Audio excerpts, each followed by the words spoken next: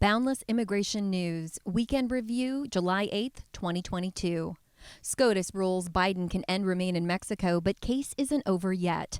The U.S. Supreme Court ruled last week that the Biden administration can end the Remain in Mexico program, a Trump-era policy that forced asylum seekers to wait in Mexico for their U.S. immigration cases.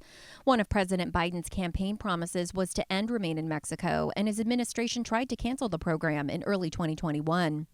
However, the state of Texas and Missouri sued to keep the policy in place, and in August 2021, a federal judge in Texas ruled that immigration laws required the U.S. to return asylum seekers to Mexico whenever the federal government lacked the resources to detain them, even if the asylum seekers were not Mexican citizens. It was this decision the Supreme Court overturned last week, now sending the case back to district court. Migrant Detention Center virtually empty in California. A privately run immigration detention center in Southern California, equipped to house nearly 2,000 detained immigrants awaiting deportation hearings, stands virtually empty nowadays. Adelanto Detention Facility, along with a dozen other processing centers, is run by the Geo Group, the country's largest for-profit prison company.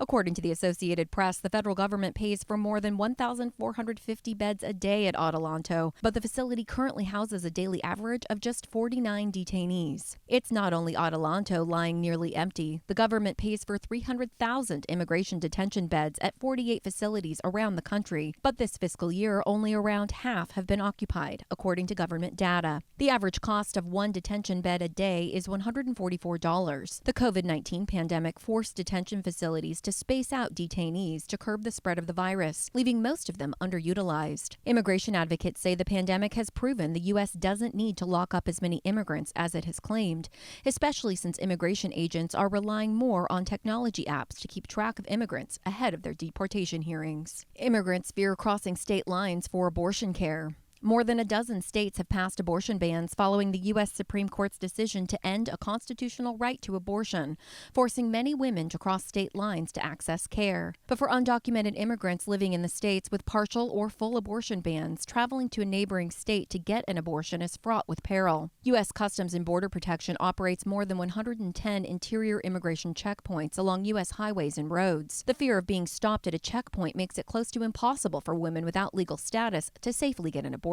The National Abortion Federation, the professional association for abortion providers, has in recent weeks seen a spike in calls to its Spanish-language hotline from women afraid to seek an abortion outside of Texas for fear of getting deported. Washington Supreme Court overturns case due to racial bias. The Washington State Supreme Court found that a county criminal prosecutor's racially biased questions during jury selection in a case unrelated to immigration amounted to misconduct, and reversed a lower court's ruling and vacated the conviction of a man charged with the case. Though Joseph Zamora was charged with resisting arrest and assaulting a police officer, the prosecutor for the county in the case, Garth Dano, questioned the potential jury about illegal immigration, drug trafficking, and border security. He compared a possible border wall to locking the front door of one's home and made comments to inflame jurors' potential racial biases. Quote, "The prosecutor in this case committed race-based misconduct," Associate Chief Justice Charles Johnson wrote for the unanimous court in the case State versus Zamora. "The case was not remotely related to immigration," he said, "lawful or unlawful. This case had nothing to do with borders or border security.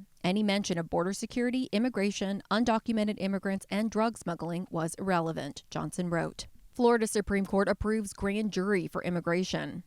The Florida Supreme Court approved Governor Ron DeSantis' request for a statewide grand jury to investigate immigration-related issues, specifically the smuggling of undocumented children into Florida. The grand jury will be impaneled for a year and have the jurisdiction in Florida to, quote, "investigate crime, return indictments, and make presentments." Impaneling statewide grand juries is relatively rare. The most well-known statewide grand jury in recent years was formed to investigate school safety and other issues after the 2018 mass shooting at Parkland's Marjorie Stoneman Douglas High School. Both DeSantis and Florida Attorney General Ashley Moody have focused heavily on immigration issues, frequently criticizing the Biden administration's border policies. Coinbase is selling historical geotracking data to ICE.